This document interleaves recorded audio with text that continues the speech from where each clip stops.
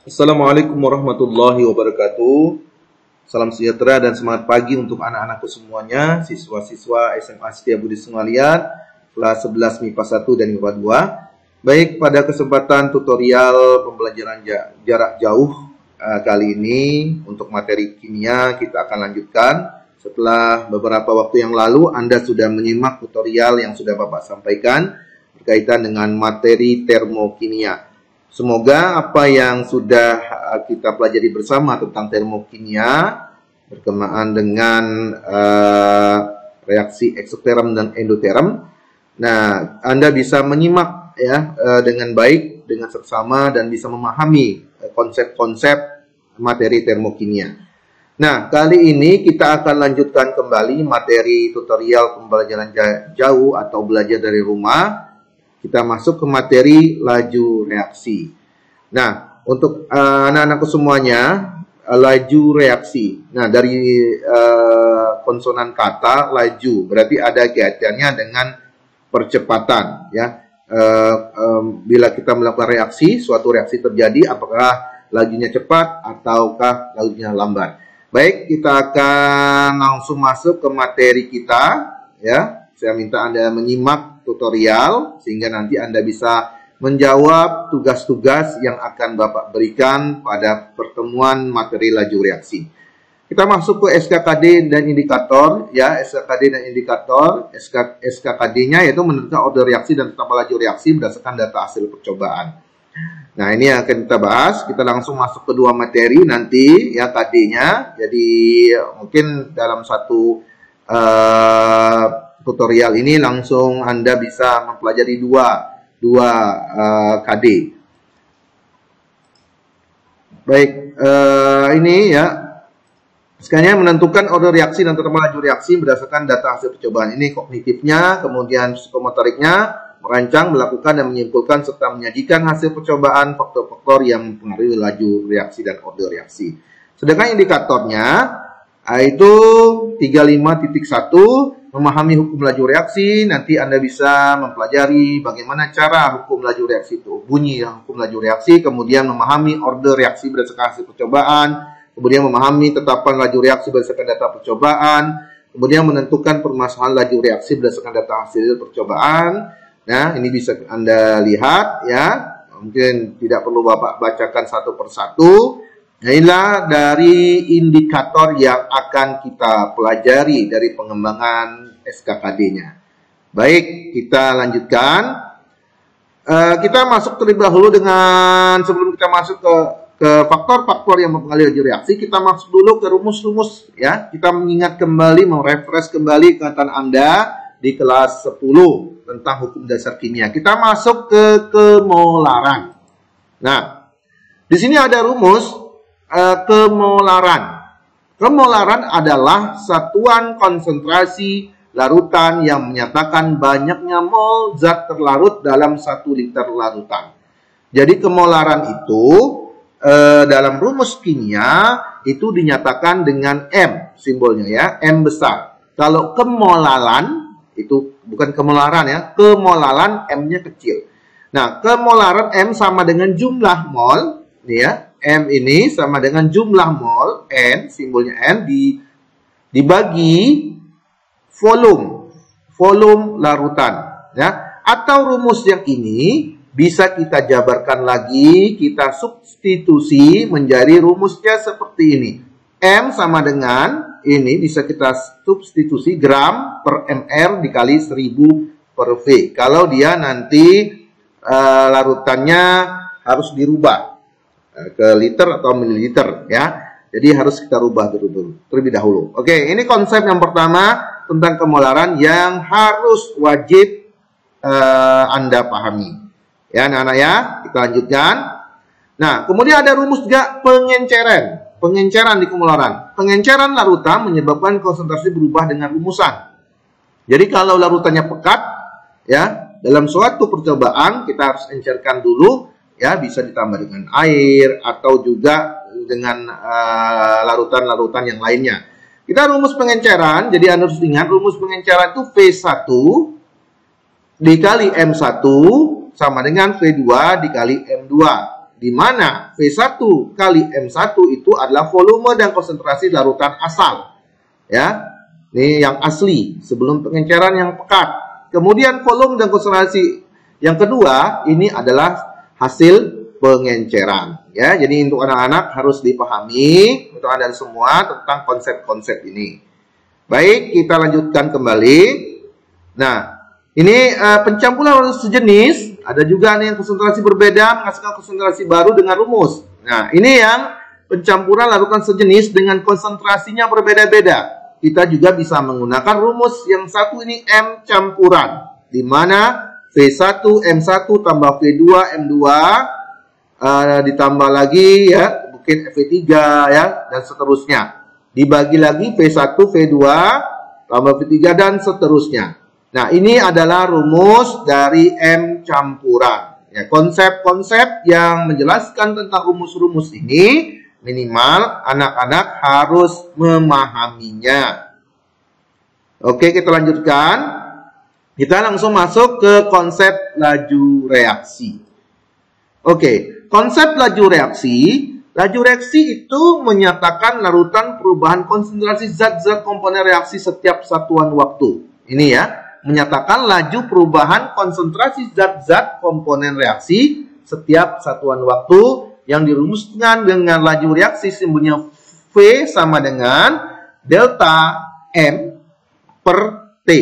Nah, ini maksudnya kurung matrik ini menyatakan konsentrasi. Jadi, perubahan konsentrasi M dibagi T. Jadi, ini laju perubahan konsentrasi zat komponen reaksi per satuan waktu. Ini waktunya T. Di mana laju pengurangan konsentrasi reaksi per satuan waktu, laju penambahan konsentrasi hasil reaksi per satuan waktu, perbandingan laju perubahan masing-masing komponen sama dengan perbandingan koefisiennya. Jadi perbandingannya itu sama dengan koefisiennya. Ya, itu ya. Jadi ini konsep-konsep anak-anak yang harus Anda pahami juga, ya. Anda pahami tentang laju reaksi ini. Nah, mungkin kalau memang belum jelas, nanti bisa dipelajari di tutorial-tutorial yang lainnya yang sudah saya share ya sebelumnya melalui grup WhatsApp kelas kimia. Nah, kita lihat konsep. Kita lihat dasar konsep tadi. Kita lihat ada satu percobaan di mana nitrogen bereaksi dengan hidrogen menghasilkan 2NH3. Nah, ini masih sama konsepnya. Dalam pembelajaran kimia, kita harus menyatakan ada yang namanya reaksi kimia. Reaksi kimia itu di mana jumlah atom sebelah kanan bereaksi harus sama dengan hasil reaksi. Jadi kalau ada semua soal kimia, Anda harus memperhatikan dulu apakah jumlah atom sebelah kanan sama dengan ruas kiri. Kita lihat di sini N-nya, di sini ada koefisiennya 1, berarti 2. H-nya ada 6. Kita lihat di sini N-nya ada 2, H-nya ada 6. Nah, inilah yang disebut dengan persamaan reaksi kimia. Kita lihat laju reaksi. Laju penambahan konsentrasi NH3. Laju pengurangan konsentrasi N2 dan H2. Kita lihat di sini laju reaksinya ya. Ini konsep laju reaksi. Waduh. Ya. Maaf. Ini sudah konsep ya. Nah, ini tadi. Ini sudah.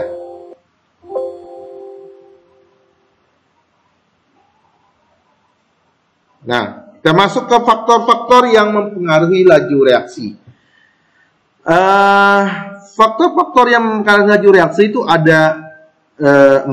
Ya, di sini tertera ada 4. Yang pertama suhu, konsentrasi, luas permukaan sentuh, ukuran partikel, dan yang mempercepat laju reaksi itu ditambahkan katalis.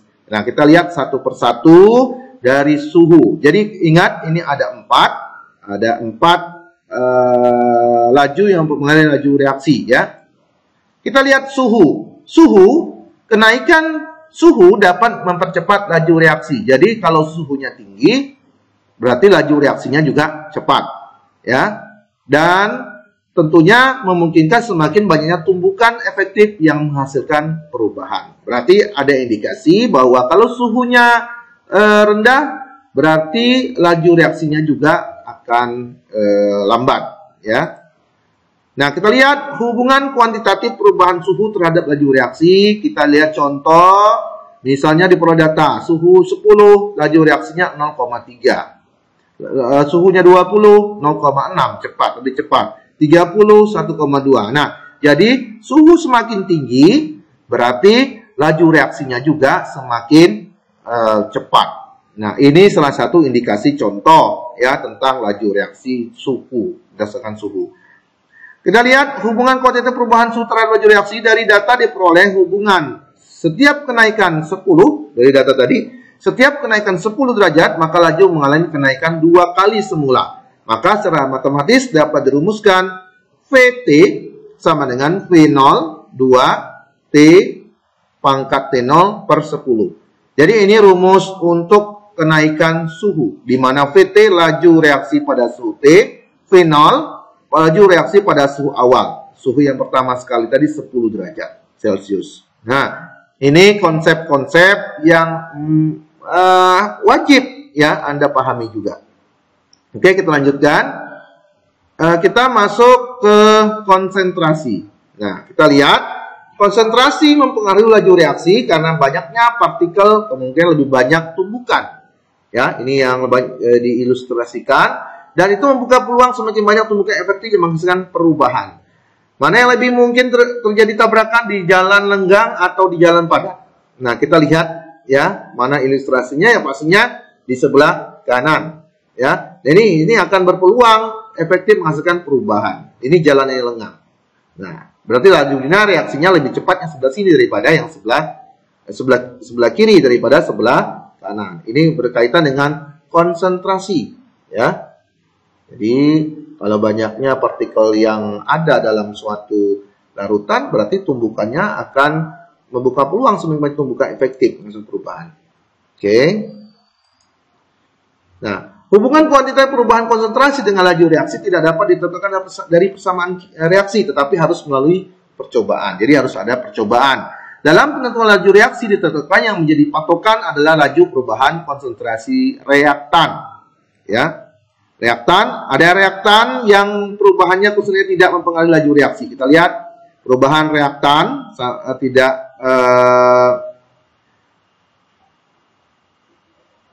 ini ya, tidak selaras dengan perubahan delta V. Ya. Nah, ini reaktan ya, hampir mendekati ya, mendekati delta V. Ini bisa kita lihat, oke, ya bisa kita lihat Xn sama dengan 1, N sama dengan 0. Ya, ini ya. Jadi hasilnya 1 kalau 1 ya mengerti ya. Baik, ini konsentrasi, kita lanjutkan orde. Nah, ini orde reaksi. Pangkat perubahan dalam persamaan laju reaksi ada istilah orde reaksi. Yang ini harus Anda pahami juga. Pangkat perubahan konsentrasi terhadap perubahan laju disebut orde reaksi. Pangkat perubahan konsentrasi terhadap perubahan laju reaksi disebut orde reaksi. Orde reaksi berorde 0, di mana tidak terjadi perubahan laju reaksi berapapun perubahan konsentrasi per reaksi. Orde reaksi berorde 1, di mana perubahan konsentrasi per reaksi 2 kali menyebabkan laju reaksi lebih cepat 2 kali. Orde reaksi berorde 2, di mana perubahan konsentrasi per reaksi 2 kali menyebabkan lajunya lebih cepat lagi 4 kali. Jadi ada kelipatannya. Jadi kita lihat gambar. Nah, ini orde reaksi, hubungan perubahan konsentrasi terhadap laju reaksi. Yang pertama ini orde reaksinya 0. Kita lihat bentuknya. Jadi ini biasanya ada apa namanya, garis X dan Y ya.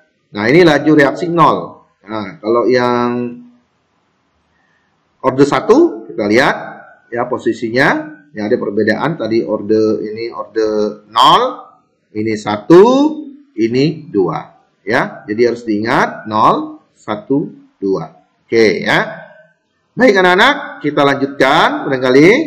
Nah, untuk reaksi, kita lihat ini membuat persamaan kimia. Kalau ada soalnya pada materi laju reaksi. Kita lihat untuk reaksi A ditambah B menghasilkan C. Rumusan laju reaksinya kita buat rumus laju reaksinya dari soal ini, ya. Kita lihat V ini laju reaksi sama dengan, ya, konstantanya ini K-nya kita berikan K, simbol K, dikali A, kita pangkatkan, nanti kalau di sini ada koefisien kita pangkatkan M, ya, konsentrasi A pangkatkan M, kemudian B dipangkatkan N. Ini tidak kita ikut sertakan, ya. Jadi kita mengambil reaktannya saja, reaksinya saja. Ini rumusnya. Nah, ini jadi patokan kalau Anda mengerjakan soal yang tadi tetapan laju reaksi. Nah, ya, M order reaksi untuk A, N order reaksi untuk B. Order reaksi totalnya kita jumlahkan M ditambah N. Nah, ini konsep awal yang harus Anda pahami, Anda ingat, kemudian bisa kita aplikasikan dalam soal-soal.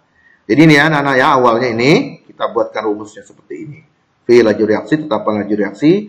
A di sini bisa M-nya, kita letakkan di sini M misalnya, di koefisiennya M, ini N. Jadi dipangkatkan nanti, koefisien dipangkatkan ordernya. Menjadi order. Ya, oke. Nanti kita akan mencari nilai M ini berapa, N ini berapa. Ya, kita ada satu soal. Nih, rumusnya laju reaksi seperti diperoleh dari percobaan. Ya, ini harus ada percobaan, ya, konsentrasinya. Misalnya diperoleh data percobaan untuk reaksi NO ditambah Cl2 menghasilkan NOCl2. Nah, percobaan 1 kita lihat konsentrasi NOM. Kemudian ini percobaan ada percobaannya, ada NO dan Cl2 di reaktornya. Kita lihat percobaan satunya 0,1, 0,1, tiganya 0,2, 0,3. Nah, ini datanya, ini data laju reaksinya. Nah, ditanya yang keempat, ya, yang keempat apa? Nah, ini Anda catat dulu, ya, ini dicatat dulu, nanti bisa dilihat dari mana datanya diperoleh, ya. Oke, kita lihat. Yang pertama kita harus membuat dulu persamaan laju reaksinya. Nah, ini ya.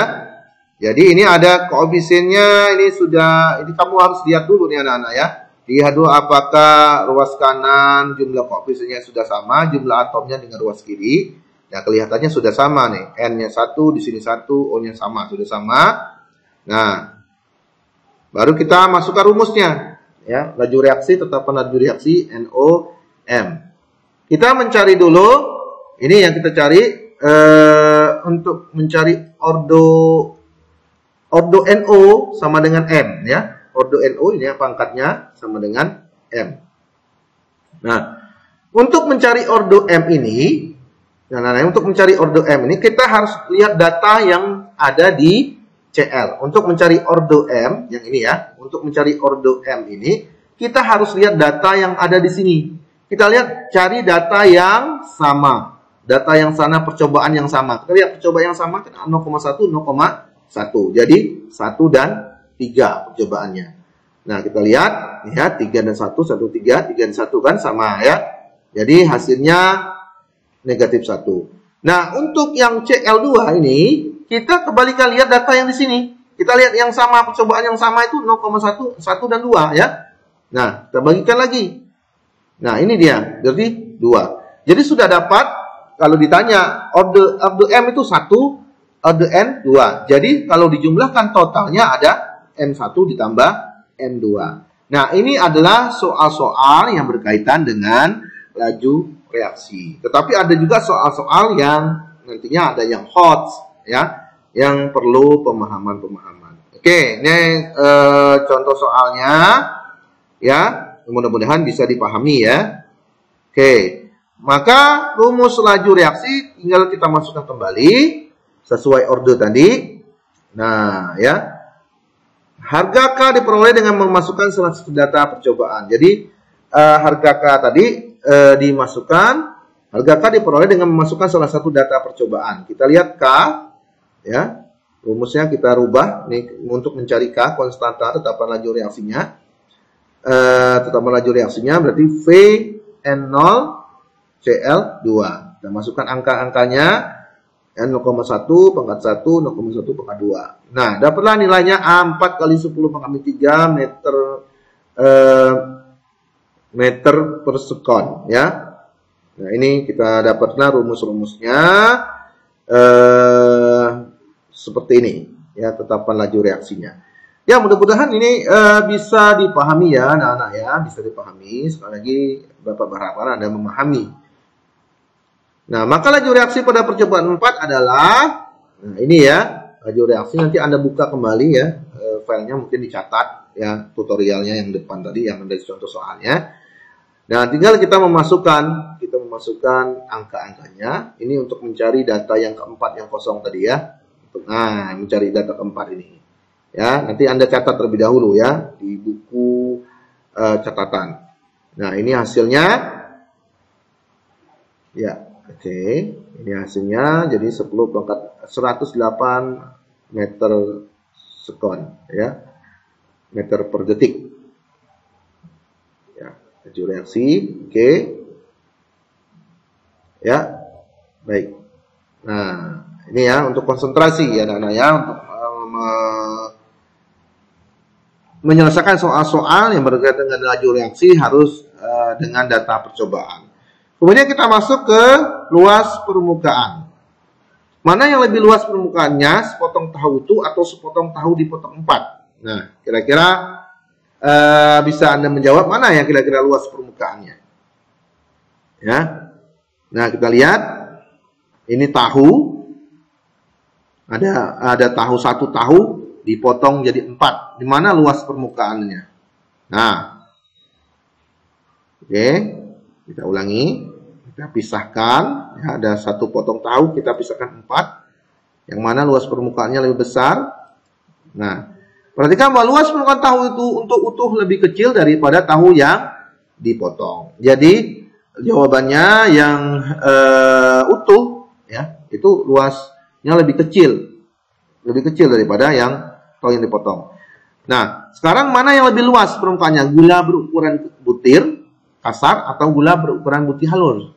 Mana yang lebih mudah larut, gula yang berukuran butir kasar atau yang berukuran butiran halus?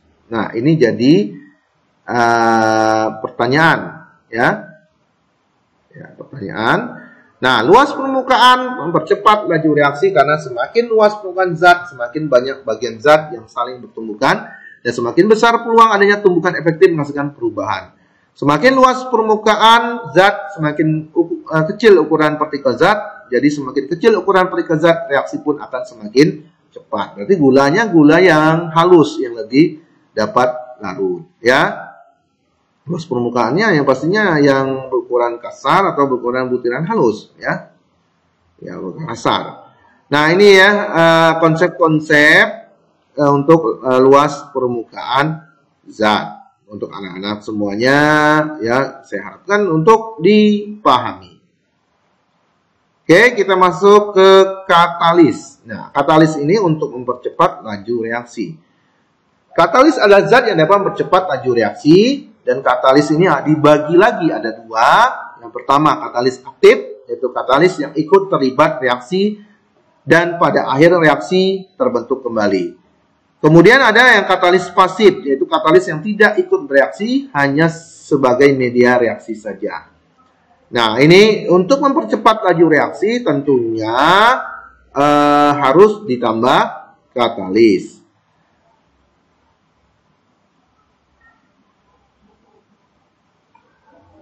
Nah, ini saya minta untuk dijadikan PR, untuk tugas, ya. Yang pertama ini tugasnya. Saya minta dari tutorial singkat ini Anda bisa menjawab soal-soal yang di tutorial ini. Silakan Anda catat, ya, catat terlebih dahulu, kemudian diulangi, ya, diulangi tutorial ini atau juga tutorial dan materi-materi literasi yang sudah Bapak sampaikan sebagai acuan untuk menjawab soal-soalnya. Ini soal yang pertama, ya. Dalam bejana bervolume 10 liter, mula-mula terdapat 5 mol gas NO2. Gas tersebut mengalami penguraian menurut reaksi. Ini reaksinya. Setelah 3 jam tersisa 1, mol gas NO2. Tentukan laju reaksi penguraian gas NO2, laju pembentukan gas N2, laju pembentukan gas gas O2. Ya, ini soal nomor 2. Ini soal nomor 2. Ya. Anda catat, ini soal nomor 2. Kemudian kita lanjutkan ke soal nomor 3 ya. Soal nomor 3 ya, ini data percobaan untuk konsentrasi laju reaksi ya. Ini soal nomor 3. Ya, saya ulangi, ini soal nomor 3. Kemudian ini soal nomor 4. Ini soal nomor 4. Ya, ini soal nomor 4. Ya, oke. Nah, ini soal nomor 5. Ya, ini soal nomor 5.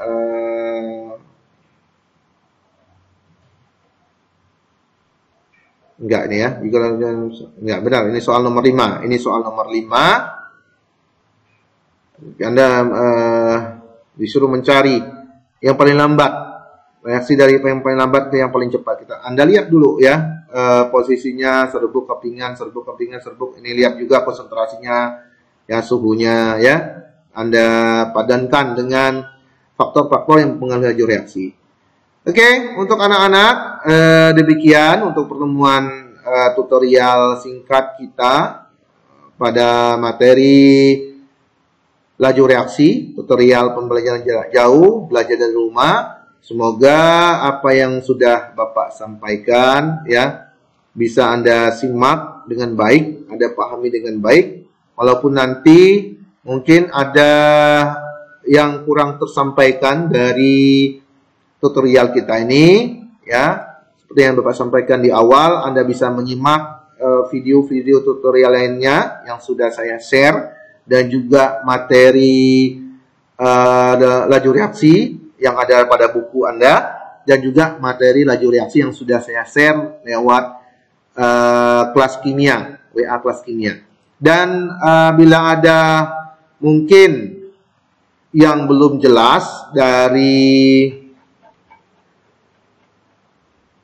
soal-soal yang Bapak buat ya, Anda bisa bertanya langsung lewat WhatsApp atau juga bisa datang langsung ke sekolah. Demikian untuk tutorial pembelajaran jarak jauh kita pada hari ini ya, semoga bisa dipahami dengan baik dan semangat belajar untuk Anda semuanya, dan sampai ketemu lagi di tutorial-tutorial berikutnya. Dan jangan lupa selalu berdoa sehingga kita bisa hadir bertatap muka untuk lebih jelasnya untuk belajar tatap muka ya. Kata saya, wassalamualaikum warahmatullahi wabarakatuh. Salam sejahtera dan selamat pagi.